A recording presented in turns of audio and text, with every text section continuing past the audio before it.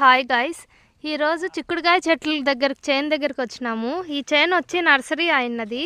ఈయనే ఓనరు. ఇక్కడ ఏదో పని చేస్తూ ఉన్నాడు. ఈ కాయలంతా కాస్తే మంచిగా మేము ఫ్రీగా పీక్కొని తినేస్తాము. పల్లెటూరులో ఉంటే ఇలాంటి బెనిఫిట్స్ ఉంటాయి.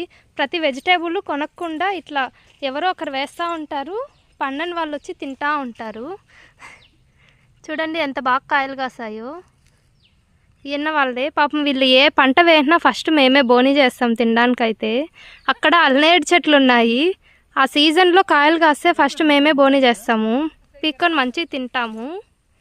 ఇదే వాళ్ళ నర్సరీ.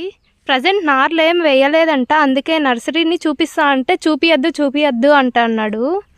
అది టెంకాయ చెట్టు. ఓ ఇప్పుడే చూసాను, ఇక్కడ పప్పాయ కాయ ఉంది. ఇంతవరకు చూడలేదే. అయ్యయ్యో షట్. ఇప్పుడు ఇంక కాయ పీక్కొని ఇంటికి వెళ్తాము అంతే.